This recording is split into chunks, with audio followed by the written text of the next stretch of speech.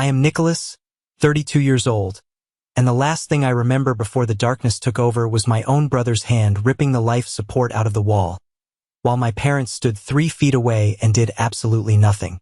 Before I tell you about the moment the surgeon walked into the lawyer's office and dropped a nuclear bomb on my family, do me a favor. Go down to the comments section and let me know where you're watching from. I want to know who is standing with me today. The sound of a heart monitor is something you never really get used to. It's a rhythmic, mechanical chirping that counts down the seconds of your life. Beep, beep, beep. For me, lying in that ICU bed at St. Mary's Hospital, it was the only thing reminding me that I was still tethered to this world. My chest felt like it was wrapped in barbed wire. Every breath was a negotiation. I have had severe asthma and lung complications since I was a kid, but this time was different. The stress of the last week, the funeral, the shouting, it had all culminated in a total respiratory collapse. I was on high-flow oxygen, drifting in and out of consciousness. The door to my room hissed open. I didn't need to open my eyes to know who it was. The scent of expensive, overpowering cologne filled the sterilized air. It was Julian. Look at him, Julian's voice sneered. It wasn't a whisper. He wanted me to hear. Lying there like a broken toy. God, it's pathetic. I forced my eyes open. My eyelids felt like they were made of lead. Julian was standing at the foot of the bed, wearing a black designer suit that probably cost more than my parents' car. He looked immaculate, the golden child. Behind him, near the window, stood my mother, Linda, and my father, Richard. I tried to lift my hand, to signal for water, for help, for anything. He wants something? My father mumbled, shifting his weight uncomfortably. Maybe we should call the nurse?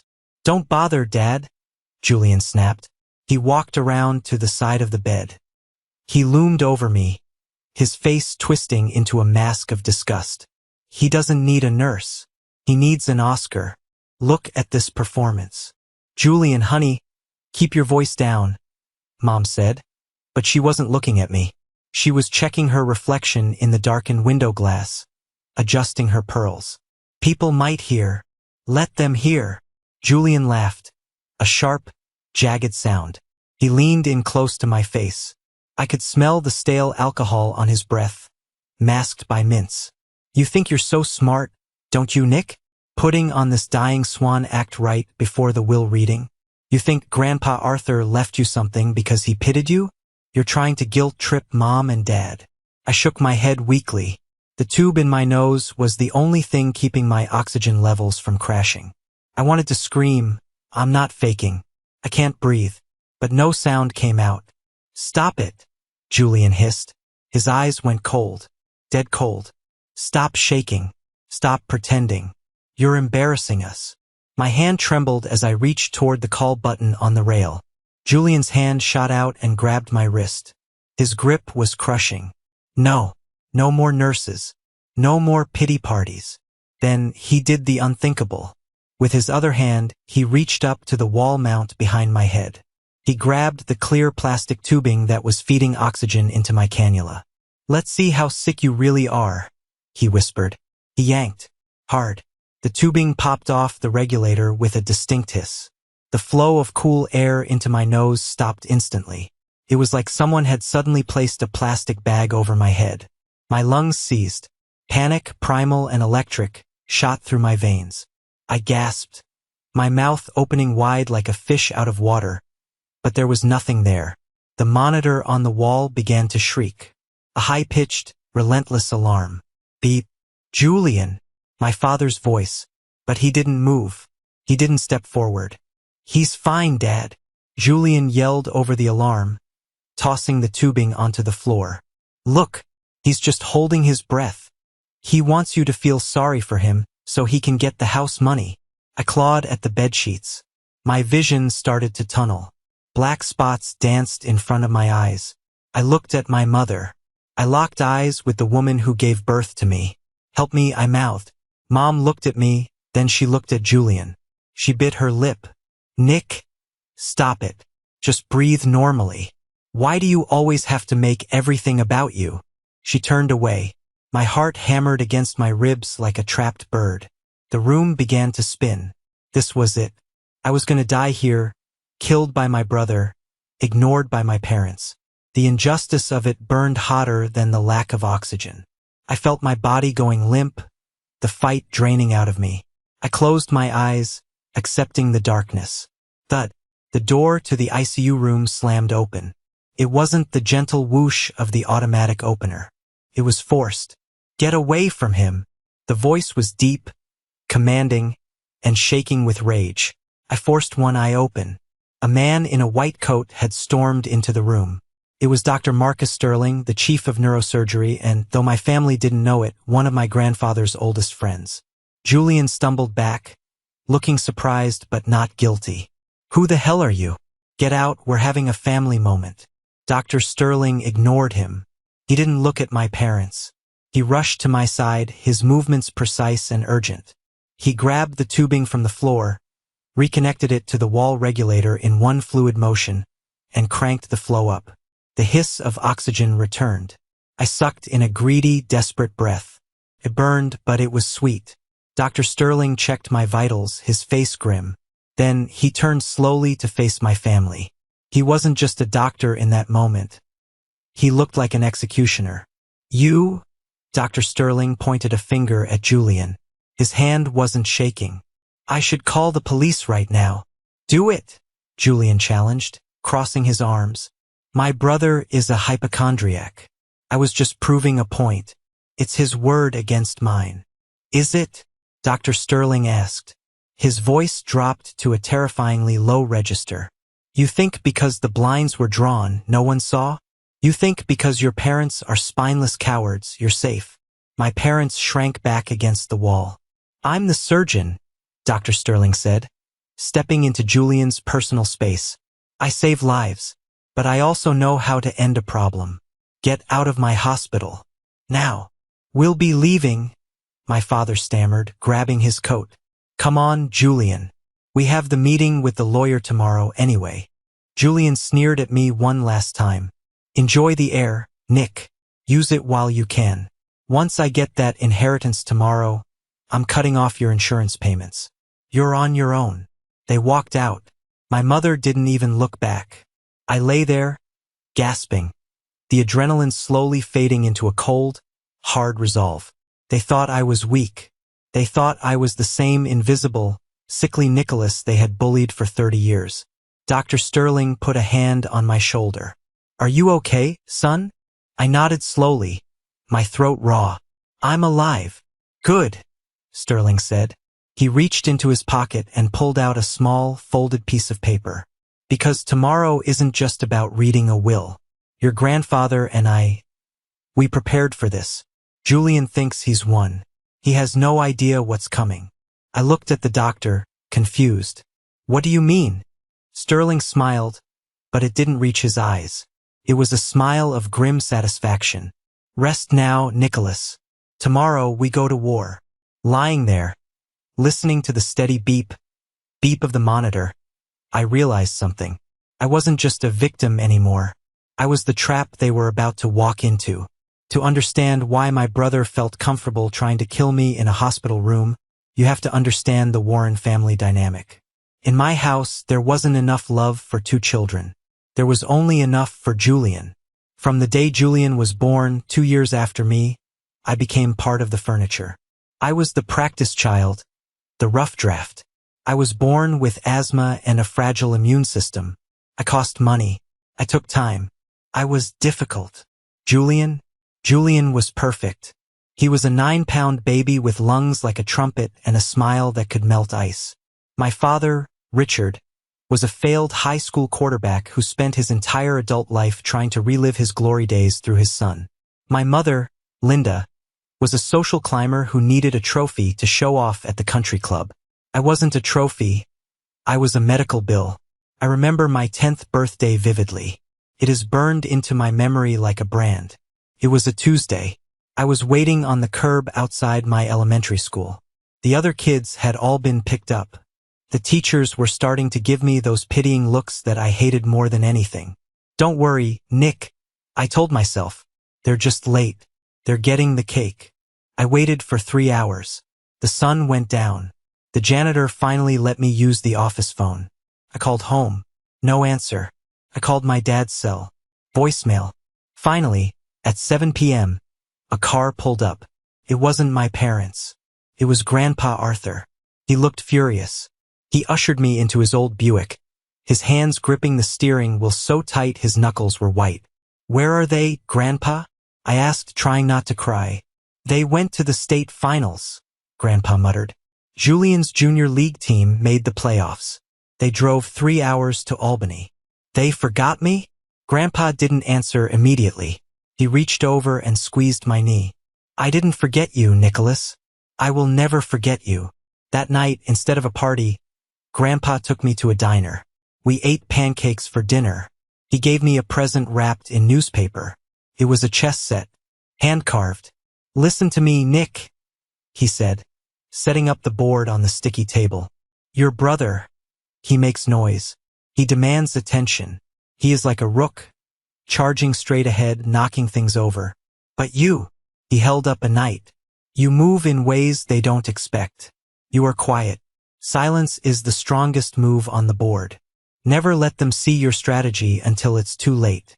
That advice saved my life. As I grew up, I learned to be invisible. I stopped asking for things. I stopped expecting them to come to my graduations or care about my grades. I retreated into my sketchbooks. I drew buildings, landscapes, structures. I found peace in lines and angles. By the time I was 25, the family narrative was set in stone. Julian was the entrepreneur, which meant he started businesses with Dad's money and bankrupted them 6 months later. I was the sickly one who worked from home and probably barely scraped by. They didn't know the truth. They didn't ask, so I didn't tell. The truth was, I wasn't just scraping by. Under the pseudonym NW, I had become one of the most sought-after landscape architects in the state. I designed the Zen Gardens for the new tech plaza in downtown Denver. I designed the private estate for a software billionaire in Aspen. While my parents were refinancing their house to pay off Julian's gambling debts from a poker investment, I was buying a penthouse in the city. But I never showed it to them. When I visited them, I parked my car. A customized Porsche 911 Turbo S, triple black, 2 blocks away, behind an old supermarket. I'd walk the rest of the way wearing generic clothes from Walmart. Why? Because if they knew I had money, they would drain me dry. They would guilt me into funding Julian's next disaster. My phone buzzed on the nightstand of the hospital room, pulling me back to the present. It was Sarah, my executive assistant. "Nick." Her voice was professional but worried. "I heard you were in the hospital. Do you want me to cancel the meeting with the Holloway group?" "No," I croaked, my voice rough from the intubation scare. "Keep it on the books for next week. If I'm not dead, I'll be there." "What's the status of the contract?" "Signed," Sarah said. "The deposit cleared this morning, $200,000. The total project fee is $1.2 million. "Good," I said.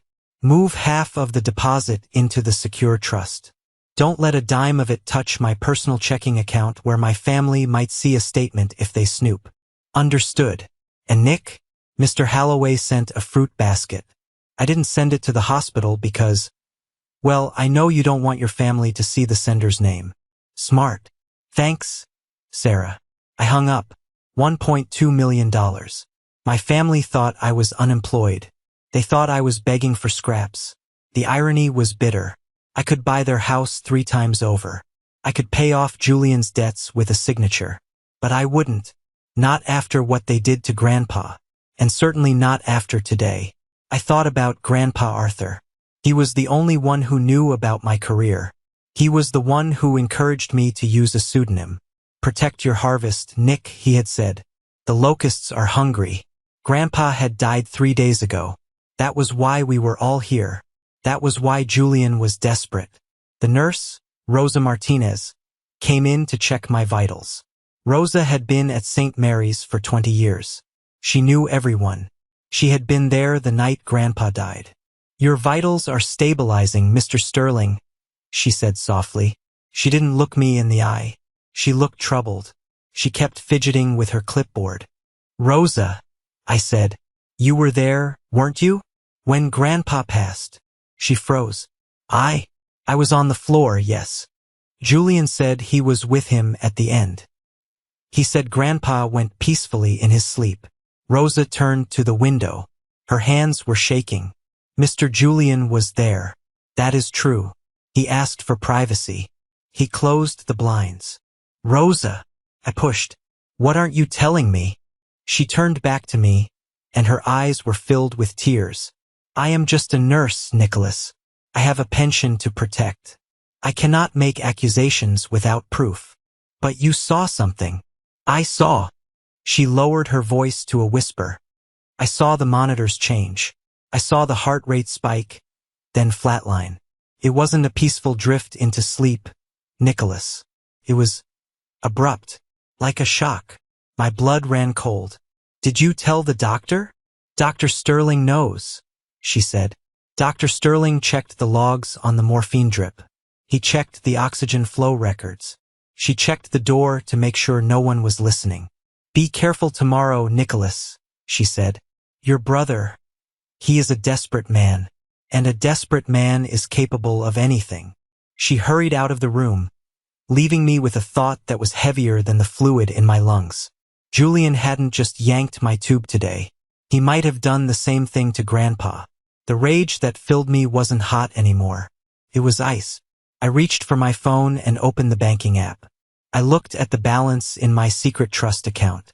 Then I opened the folder on my phone labeled Evidence, where I kept screenshots of Julian's threatening texts, the voicemails where he admitted to owing loan sharks money. Okay, Julian, I whispered to the empty room. You want to play the game? Let's play.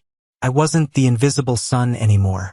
I was the architect, and I was about to bring the whole house down on top of him. The road to the funeral home 3 days prior had been a blur of tears and rain. I remember gripping the leather steering wheel of my Porsche so hard my fingers cramped. I was driving fast, risking a ticket, but I needed to get there. I needed to see him one last time. When I arrived at the funeral home in Colorado Springs, I parked 3 blocks away in a muddy side street, pulled the hood of my jacket up, and walked. I couldn't let them see the car. Not today. Entering the viewing room was like walking onto a movie set where everyone was overacting. My mother was in the front row, wearing a black veil that looked like something out of a Victorian drama. She was sobbing loudly into a lace handkerchief, accepting hugs from neighbors. He was such a saint, she wailed to Mrs. Higgins, the neighborhood gossip. And Julian, oh, poor Julian is devastated. He hasn't left his side. I looked toward the casket. Julian was standing there, shaking hands with the guests. He looked solemn, dignified. He was playing the role of the grieving grandson perfectly. I walked up to the casket. Grandpa Arthur looked smaller than I remembered. His face was pale, his strong hands folded over his chest. I reached out and touched his cold hand. I'm here, Grandpa, I thought. Checkmate. You're late. A voice hissed in my ear. I didn't turn. I knew it was Julian. I drove straight from Denver, I said quietly. Did you take the bus? Julian chuckled low in his throat. Or did that beat-up Honda of yours finally die? It got me here, I said. It was a lie. The Honda had been sold for scrap years ago. Let me grieve in peace, Julian. Grieve? Julian scoffed. You barely visited him. I visited him every Tuesday, I said, my voice rising slightly. While you were out gambling. Julian grabbed my elbow, his fingers digging into the muscle. He steered me forcefully away from the casket, toward the hallway leading to the restrooms. Keep your voice down, you loser. He shoved me into the men's room and kicked the door shut. The smell of urinal cakes and cheap air freshener filled the small space. Listen to me, Julian said, backing me against the sinks. I know Grandpa had a soft spot for you. I know he probably left you a few $1,000 or maybe his old watch. But get this through your head. The house, the estate, the liquid assets, that's mine. Is that all you care about? I asked, looking at him with genuine pity. His body isn't even cold. I have debts, Nick. Julian exploded. He dragged a hand through his perfectly gelled hair, cracking the facade. Real debts. People who don't send collection letters, they send guys with baseball bats. That sounds like a you problem, I said. Julian slammed his hand against the tiled wall next to my head. It's a family problem. If I don't pay them $200K by next week, they're coming to the house. Mom and Dad aren't safe. I'm doing this for them. You're doing it to save your own skin, I corrected him. Does Mom know? Does Dad know you gambled away their retirement fund and now you're trying to gamble away Grandpa's legacy? Shut up. Julian's eyes were wild. You don't know anything about the real world. You sit in your little apartment drawing pretty pictures while I'm out there trying to make deals. Is that what you call it? Deals? Just stay out of my way at the will reading, Julian threatened, pointing a finger in my face. If you try to contest anything, I will ruin you. I'll tell everyone about how you weren't there. I'll make up whatever I have to. You don't have to make up anything, Julian. The truth is usually enough. He laughed, a cruel, ugly sound. The truth? The truth is whatever the person with the loudest voice says it is. And no one listens to you, Nick. You're invisible. Remember. He straightened his tie, checked his reflection in the mirror, and composed his face back into the mask of grief. Now wash your face. You look terrible. Try not to embarrass us. He walked out. I stood there, gripping the edge of the sink, watching my own reflection. He was right about one thing. I looked terrible. The stress was triggering a flare-up. My chest felt tight. I reached into my pocket for my inhaler and took 2 deep puffs. Hold on, I told myself. Just hold on until the will reading. I went back out to the service. I sat in the back row. No one asked me to sit with the family. My parents sat in the front, flanking Julian. They looked like a portrait of a grieving family minus one member. During the eulogy, my father stood up. My father, Arthur, was a great man, Dad said, reading from a crumpled piece of paper. He loved his family. He especially loved his grandson, Julian, who was with him until the very end. I felt a sharp pain in my chest. Not asthma this time. Heartbreak. Even in death, they were erasing me. I looked around the room. I saw faces I recognized, cousins, old neighbors. But then, my eyes landed on a figure standing in the shadows at the back of the room. It was Dr. Marcus Sterling. He wasn't wearing his white coat. He was in a dark suit. He caught my eye and gave a nearly imperceptible nod. Why was the chief of neurosurgery at my grandfather's funeral? I knew they played chess together occasionally, but I didn't think they were close enough for this. Beside Dr. Sterling stood another man. Older, wearing a suit that cost more than my Porsche. He had silver hair and a stern expression. I recognized him immediately. It was Thomas Reed, the most expensive estate attorney in Colorado. The lawyer and the doctor. They were watching Julian. They were watching my parents. And for the first time in days, I felt a spark of hope. Grandpa Arthur hadn't just left a will. He had left a plan. I took another breath, forcing the air into my tight lungs. The storm was gathering. Julian thought he was the captain of the ship, but he didn't realize he was sailing straight into a hurricane. The night after the funeral, I collapsed. I was back in my decoy apartment, a small, dusty studio I kept just to maintain the illusion of poverty for my parents. Couldn't breathe. The inhaler wasn't working. I managed to call 911 before I blacked out. That's how I ended up in the ICU at St. Mary's, leading to the moment Julian tried to finish what nature started.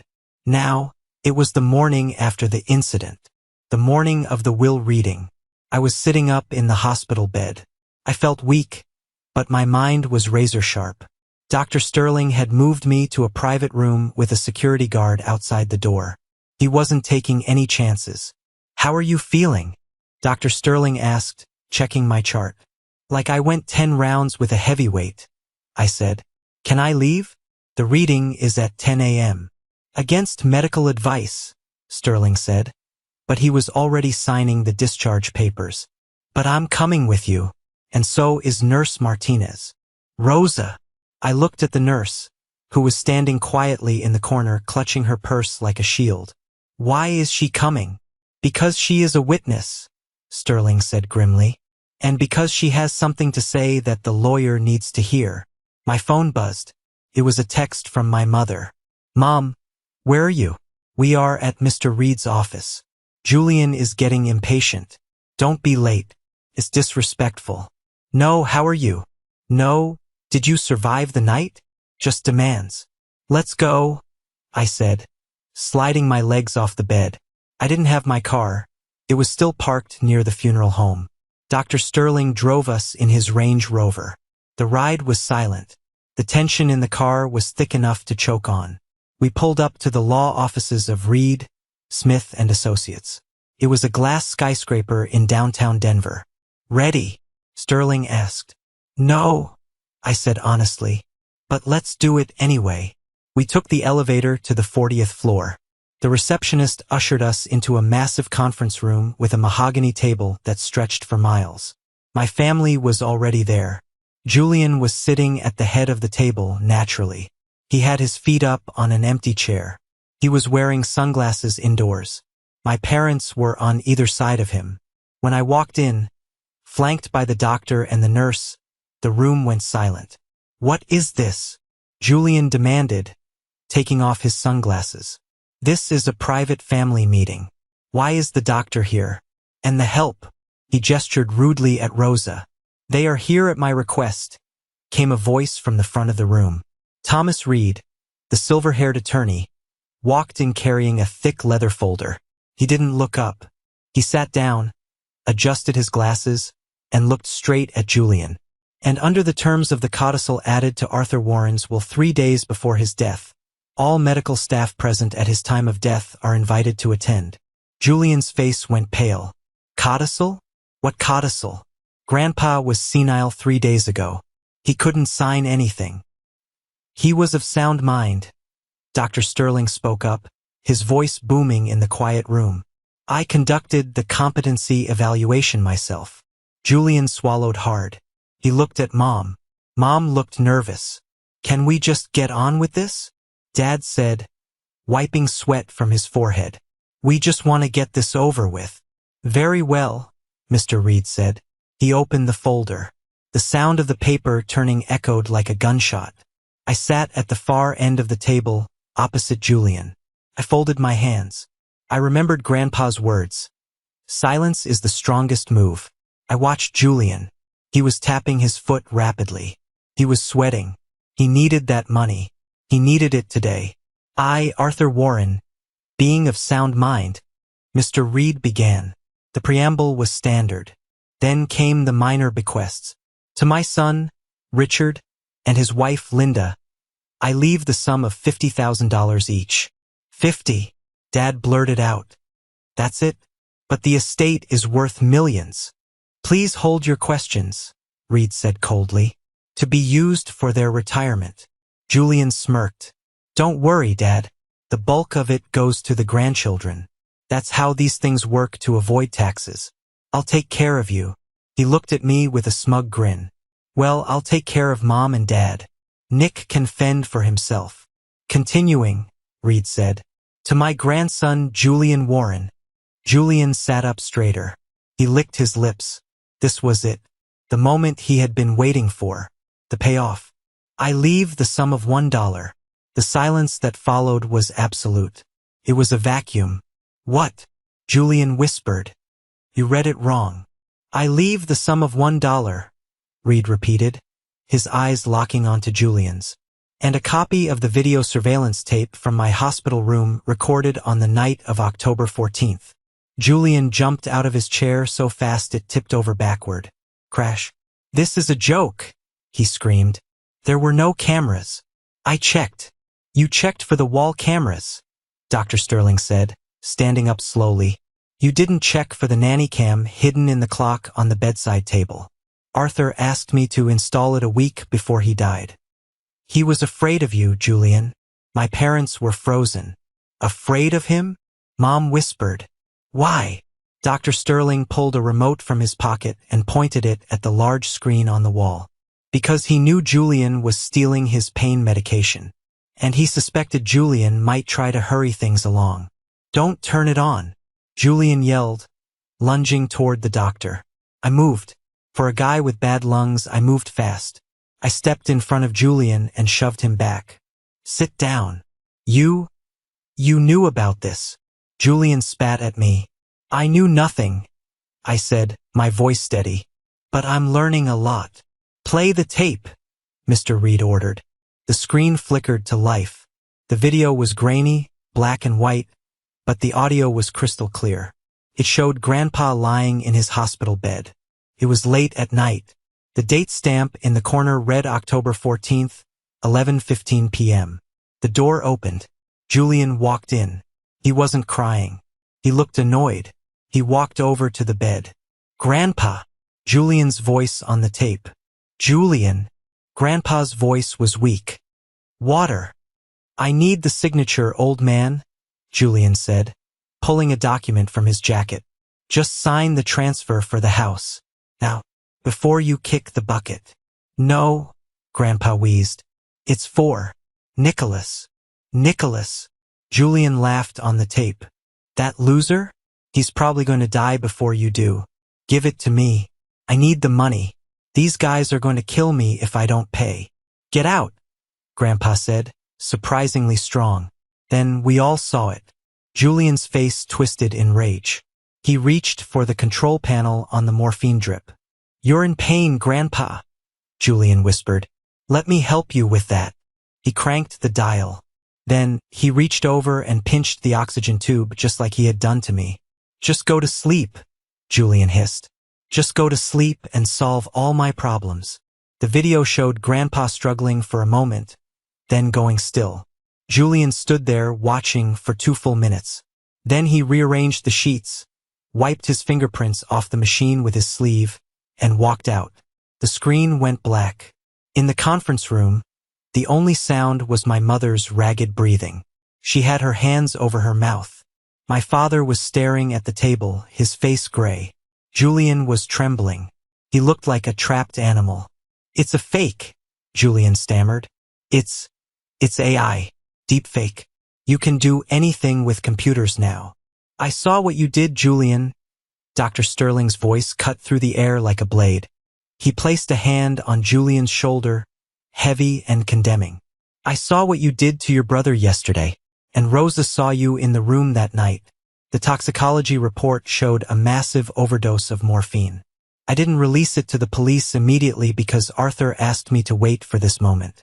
He wanted his family to see who you really are. Mom! Julian turned to her, desperate. You believe me, right? It's Nick. Nick set this up. He's always been jealous of me. My mother slowly stood up. She looked at Julian, really looked at him. For the first time in her life.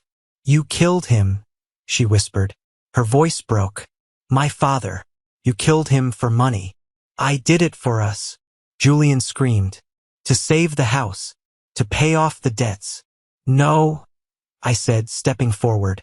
You did it for yourself. Mr. Reed cleared his throat. There is more. More, Dad asked weakly. The remainder of the estate, Reed read, including the primary residence, the vacation home in Estes Park, the stock portfolio, and the rights to all future royalties, is left to my grandson, Nicholas Sterling. Julian's jaw dropped. Everything? He gets everything. Not quite, Reed said. He pulled out a separate letter. Mr. Sterling, Nicholas, is also the sole beneficiary of the secret trust established 10 years ago. The current value is approximately $5 million. My parents gasped. They looked at me, their eyes wide with shock and a sudden, sickening realization of how much they had misjudged me. But wait, Julian said, his eyes darting around. Nick is broke. He can't manage that money. He's sick. I should be the conservator. Dad, tell them. Nick is mentally unstable. Actually, a new voice spoke from the doorway. We all turned. A man in a sharp gray suit walked in. It was Mr. Halloway, my client, the billionaire developer. Mr. Halloway? I asked, surprised. What are you doing here? I heard you were having some legal trouble, NW, Halloway said, walking over and shaking my hand firmly. I wanted to make sure my lead architect was being treated fairly. We have a $1.2 million contract to start next week, after all. Architect. My father's voice squeaked. Lead architect? Holloway looked at my father with disdain. You didn't know? Your son is NW Designs. He's one of the most brilliant landscape architects in the country. He's worth more than this entire table combined. The silence in the room was heavy, suffocating, and absolutely delicious. Julian looked at me. He looked at Holloway. He looked at the lawyer. The walls were closing in. I need that money, Julian whispered, tears of panic streaming down his face. Nick, please. You have plenty. Just give me the inheritance. The guys, they're gonna break my legs. I looked at my brother. The brother who mocked me when I couldn't breathe. The brother who murdered our grandfather. I saw what you did. I repeated Dr. Sterling's words. And so will the district attorney. I nodded to the door. 2 uniformed police officers and a detective in a trench coat walked in. Julian Warren? The detective asked. You're under arrest for the murder of Arthur Warren and the attempted murder of Nicholas Sterling. No, no, Julian screamed as they grabbed his arms. He kicked and thrashed. Mom, Dad, do something. My parents stood there paralyzed. They didn't move. They couldn't. As they dragged Julian out, he locked eyes with me. I hate you. I wish you had died in that bed. The door closed. The room was quiet again. The police cars flashing red and blue lights below were visible through the conference room window. I watched as they shoved Julian into the back of a squad car. Inside the room, the atmosphere was funereal. My parents were sitting in their chairs, looking like they had aged 10 years in 10 minutes. My mother was weeping softly, but this time, nobody was comforting her. Mr. Reed closed the folder. Mr. Sterling, he said to me, using my professional name, here are the keys to the Estes Park property and the access codes to the trust. Your grandfather was very proud of you. Thank you, Thomas, I said, taking the keys. They felt heavy, cold, and real. I turned to leave. Dr. Sterling and Mr. Holloway were waiting for me by the door. Nicholas. My father's voice stopped me. I turned around. My father looked small, weak. Son, we didn't know. About Julian. About your job. You didn't know because you never asked, I said simply. We are in a bit of a bind, Dad continued, his voice trembling. We refinanced the house to give Julian money for his business. If we don't pay it back, you'll lose the house. I finished the sentence for him. Yes. Mom looked up, eyes hopeful. And since you have this new contract and the inheritance, maybe we could work something out? We are family, after all. I looked at them, really looked at them. I saw the people who stood by and watched me gasp for air yesterday. I saw the people who forgot my 10th birthday. Family, I said, tasting the word, tasted like ash. Family protects each other. Family doesn't watch their son die. We were scared of him, Mom sobbed. He has a temper. So do I said. It's just quieter. I pulled out my checkbook. My parents' eyes lit up. They thought I was writing them a check. I wrote something on a piece of paper, ripped it out, and slid it across the mahogany table. My father picked it up. His face fell. It wasn't a check. It was a business card. That's the number for a good bankruptcy attorney, I said. I recommend you use him. But as for my money, it stays with me. You can't do this, Mom cried. We're your parents. And he was your father. I pointed to the screen where the frozen image of Grandpa Arthur remained. And you raised the monster who killed him. I turned my back on them. It was the hardest thing I've ever done, but also the most necessary. Let's go, I said to Dr. Sterling. We walked out of the building and into the bright, crisp Colorado air. The sun was shining. I took a deep breath. My lungs were still sore, but the air felt different, felt clean, felt free. Mr. Holloway clapped me on the back. Take a week, Nick. Go up to the mountains. Recover. Then, let's build something amazing. I will, I said. I walked over to where Dr. Sterling was standing. Thank you, Marcus. for saving my life. Twice. Arthur was a good man, Sterling said. He wanted you to have a chance to shine. Don't waste it. I hailed a cab to take me to where my Porsche was parked. As I sat in the back seat, watching the city pass by, I realized that the invisible sun was gone. I was Nicholas Sterling, architect, survivor, and for the first time in 32 years, I wasn't just breathing. I was living. The air up here in Estes Park is thin, crisp, and smells of pine needles and snow. For most people with my condition, the altitude might be a challenge. But for me, it feels like I am finally learning how to breathe for the first time. It has been 6 months since the day the handcuffs clicked around my brother's wrists. 6 months since I walked out of that law office and left my old life behind. I remember the first morning I woke up in Grandpa Arthur's vacation home. It's a sprawling A-frame cabin made of cedar and glass, perched on a ridge overlooking the Rockies. The sun was just cresting over the peaks, painting the snow in shades of violet and gold. I sat on the deck, wrapped in a blanket, holding a steaming mug of coffee. My chest didn't rattle. The wheezing that had been the background noise of my existence for 32 years was gone, replaced by the profound silence of the mountains. I wasn't just healing physically. I was detoxing from a lifetime of being told I wasn't enough. I put down my coffee and walked to the garage. The gravel crunched satisfyingly under my boots. I pressed the button on the wall, and the heavy door rolled up to reveal my latest acquisition. It wasn't the Porsche anymore. I had traded that in. It was too aggressive, too fast. I needed something that felt like a fortress. Sitting there was a Rolls-Royce Ghost in English white. It was a masterpiece of engineering, a silent beast that floated over the road rather than drove on it. I slid into the driver's seat, the leather soft as butter, and pressed the start button. The engine purred to life, barely a whisper. I drove down the winding mountain roads, the spirit of ecstasy hood ornament guiding the way. I wasn't running from anything anymore. I was driving toward something. I stopped in town to pick up supplies. The locals knew me now, not as the sickly grandson, but as Mr. Sterling, the quiet architect who tipped well and sponsored the new playground at the elementary school. "Morning, Nicholas," the baker called out as I walked in. "I put aside those sourdough loaves you like." "Thanks, Jim," I smiled. It felt strange to smile without worrying if it looked like a grimace. "Put it on my tab." My phone buzzed in my pocket. I ignored it. I knew who it was. The number had been blocked, unblocked, and blocked again a dozen times in my head, but I let it ring. It was my parents. They had been trying to reach me for weeks. After Julian's arrest, the dominoes had fallen with terrifying speed. The police investigation revealed the extent of Julian's gambling debts my parents had co-signed for. The foreclosure notice on their house had come a month later. I drove back up to the cabin, the Rolls-Royce handling the steep curves with effortless grace. When I pulled into the long driveway, I saw a car parked near the front gate.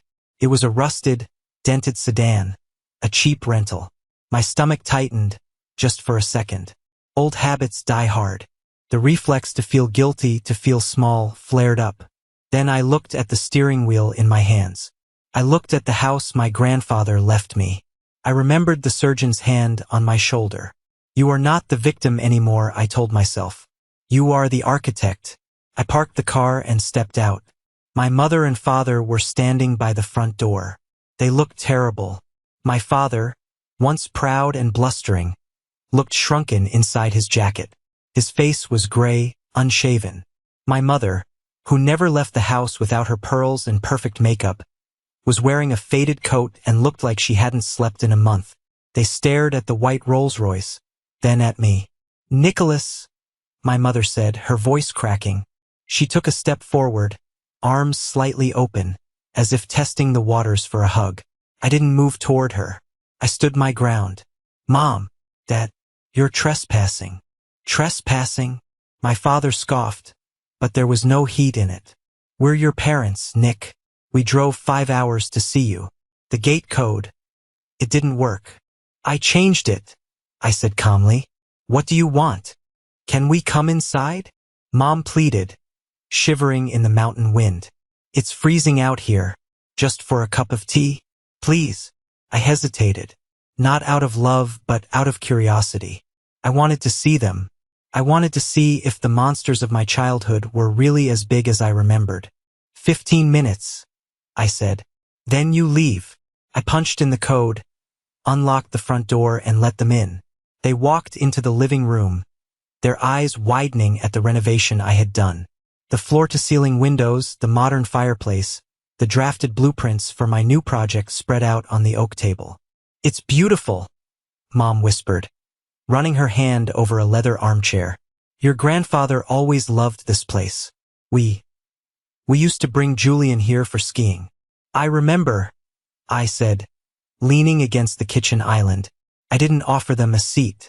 I remember because you left me with the neighbor while you went. Mom flinched. Nick, don't start. We're here to make peace. We lost the house, Dad blurted out. He couldn't hold it in. He sank onto the sofa, putting his head in his hands.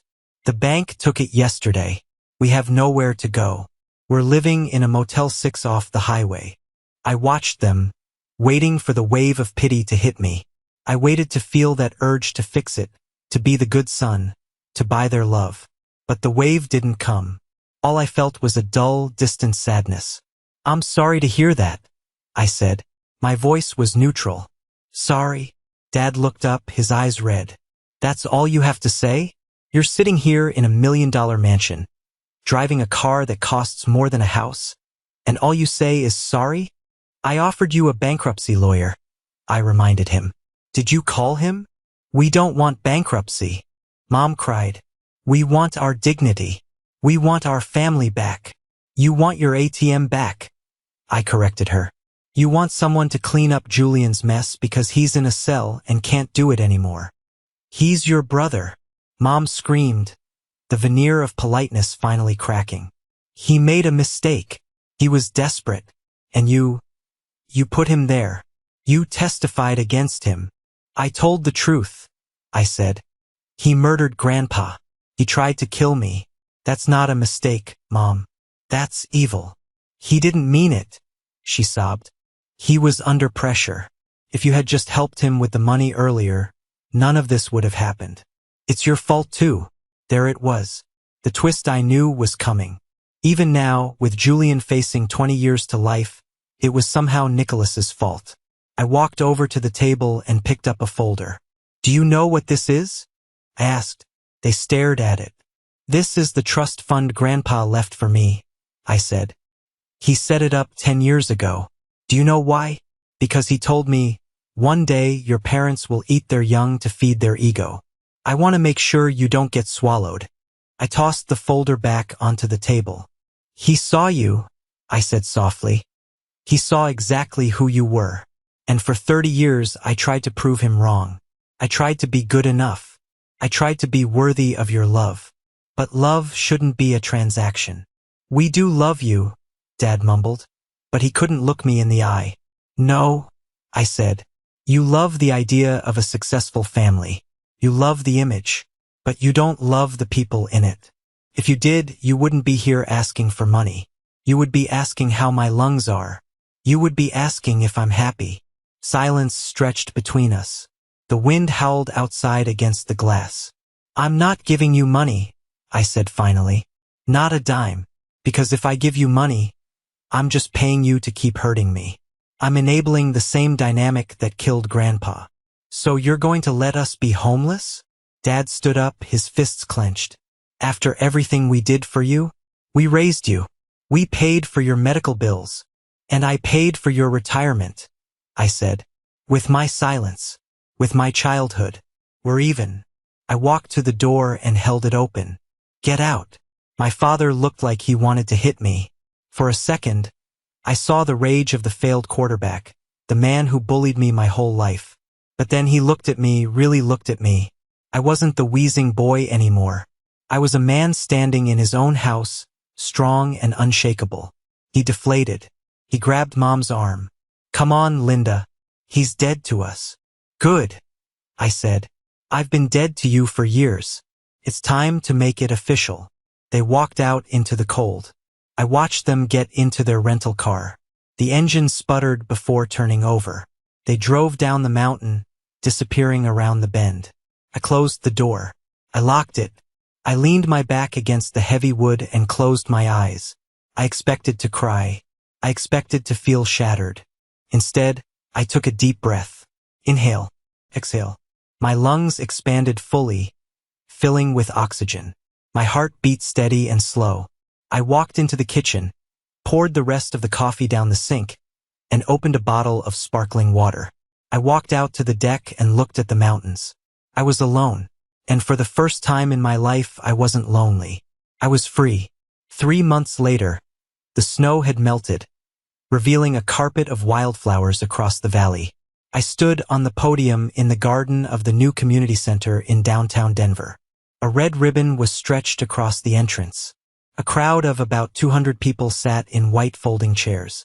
In the front row sat Dr. Marcus Sterling, smiling like a proud father.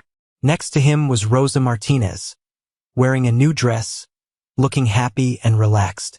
I had hired her to be the head nurse of the facility. "Thank you all for coming," I said into the microphone. My voice was clear and strong. I didn't need to pause for breath. My grandfather, Arthur Warren, believed that everyone deserved a safe place to breathe. He believed that no matter how dark the room gets, there is always a light waiting to be found. I looked up at the sign above the door, the Arthur Warren Respiratory Health Center. "This center is for the kids who can't run as fast as the others," I continued. "For the ones who are told they are weak. For the ones who feel invisible. We see you. We are here for you." I cut the ribbon. The crowd applauded. Cameras flashed. A reporter from the Denver Post approached me. "Mr. Sterling, is it true that this entire facility was funded by your private inheritance?" "Every cent," I said. "And what about your family? Are they involved?" "My family is right here," I said, gesturing to Dr. Sterling, Rosa, and Sarah, my assistant, who was organizing the catering. "Family isn't about blood. It's about who stands by you when you can't stand by yourself."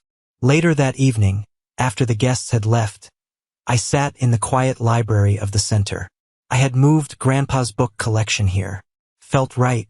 These books were meant to be read, not hoarded. I pulled down his favorite copy of The Count of Monte Cristo. It was worn, the spine cracked. I remembered him reading it to me when I was sick in bed, his voice doing all the characters. I opened it to the last page. A folded piece of yellowed notebook paper fell out. I picked it up. I recognized the handwriting immediately. It was shaky, written perhaps in those final days at the hospital before Julian. Before everything. To Nicholas, "If you are reading this, it means the storm is over. I know you, my boy. I know you are angry. You have every right to be. They failed you. I failed you by not stepping in sooner. But listen to an old man's final wish. Don't let the anger consume you. Hate is a heavy stone to carry up a mountain. Drop it. Leave it at the bottom. You were never invisible to me. You were the brightest light in the house. The others, they were just loud. You were deep, live well. That is the only revenge that matters. Be happy. Build beautiful things. And breathe. Love, Grandpa." I sat there for a long time, the letter trembling in my hand. A single tear rolled down my cheek, but it wasn't a tear of pain. It was a tear of release. I thought about Julian. He was currently in the state penitentiary, awaiting trial. He had written me letters, begging, threatening, blaming. I hadn't opened a single one. I burned them in the fireplace, unopened. I thought about my parents. I heard through the grapevine that they had moved to a small apartment in Arizona. Dad was working at a hardware store. Mom was working at a diner. They were living the life they had always looked down on. It was a poetic justice, but I took no joy in it. They were simply strangers to me now. I put the letter back in the book and placed it on the shelf. "Ready to go, boss?" Sarah was standing at the door, holding her car keys. "Yeah," I said, standing up. "I'm ready." We walked out to the parking lot. The sun was setting, casting long shadows across the pavement. "By the way," Sarah said, "the Holloway project, the reviews are in. They're calling it the Sanctuary of the Year. Architectural Digest wants to do a cover story on you." "On NW?" I asked. No, Sarah smiled. On Nicholas Sterling. I looked at my reflection in the window of the Rolls-Royce. I saw a man in a tailored suit, standing tall, his chest open, his eyes clear. I didn't see the sick kid. I didn't see the victim. Tell them yes, I said. I got into my car. As I drove home toward the mountains, I rolled the windows down. The wind rushed in, chaotic and cold and wonderful. I took a deep breath. I was seen. I was valued. And I was finally, truly, alive. If you've made it this far, thank you. This story wasn't just about inheritance or revenge.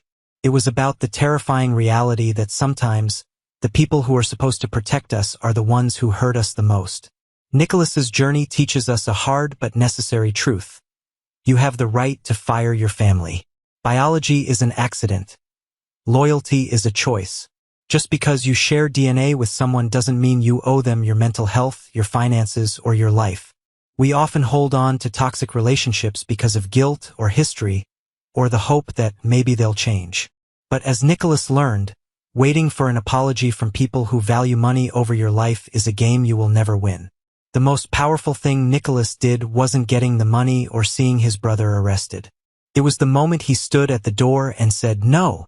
It was the moment he realized that his worth wasn't defined by how useful he was to his parents. I want to hear from you. Has there ever been a moment in your life where you had to choose your own peace over keeping the peace with family? Or, if you just enjoyed seeing Nicholas finally get the justice he deserved, drop the word good in the comments below. Seeing that simple word tells me that you stand with the survivors, the invisible children, and the ones who found the strength to build their own family. Stay strong, breathe deep, and never let anyone take your oxygen.